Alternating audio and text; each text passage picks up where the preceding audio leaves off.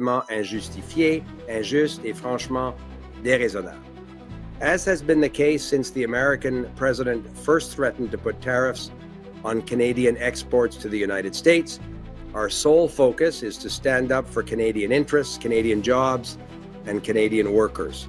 It has been extremely heartening to see Canadians from across the country rally to this cause in defense of Canada.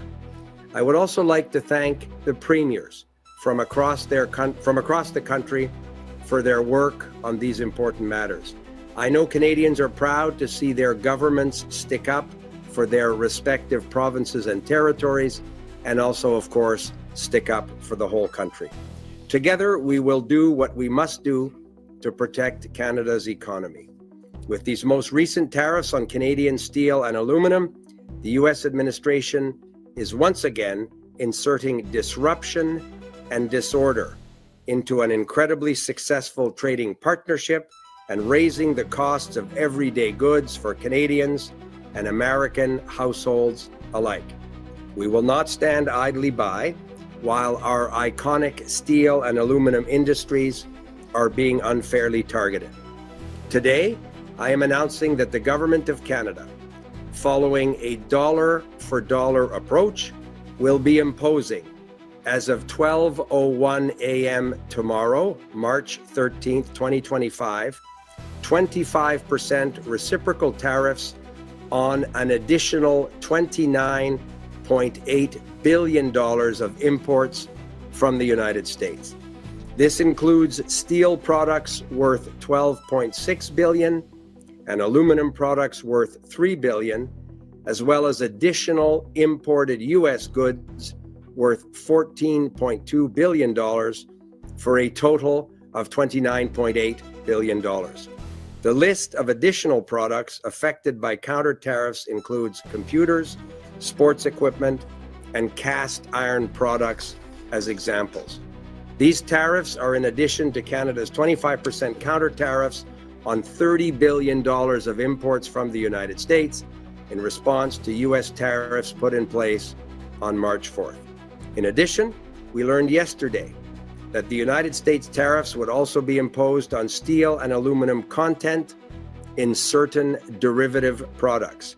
The government is currently assessing this aspect and may impose, of course, further tariffs in response to this measure as well. Aujourd'hui, j'annonce que le gouvernement du Canada, suivant une approche dollar pour dollar, imposera à partir de minuit et 1 minute demain, le 13 mars 2025, des droits de douane réciproques de 25% sur 29,8 milliards de dollars d'importations supplémentaires en provenance des États-Unis. Cela comprend des produits en acier d'une valeur de 12,6 milliards de dollars et des produits en aluminium d'une valeur de 3 milliards de dollars, ainsi que des produits américains supplémentaires d'une valeur de 14,2 milliards de dollars pour une valeur totale de 29,8 milliards de dollars. La liste des produits supplémentaires concernés par les contre-tarifs comprend des outils, des ordinateurs, des équipements de sport et des produits en fonte. Ces droits de douane s'ajoutent aux droits de douane réciproques de 25% appliqués par le Canada sur 30 milliards de dollars d'importations en provenance des États-Unis en réponse aux droits de douane américains imposés, comme vous savez, le 4 mars. Hier, nous avons également appris que les droits de douane américains seraient également imposés sur l'acier et l'aluminium contenus dans certains produits dérivés.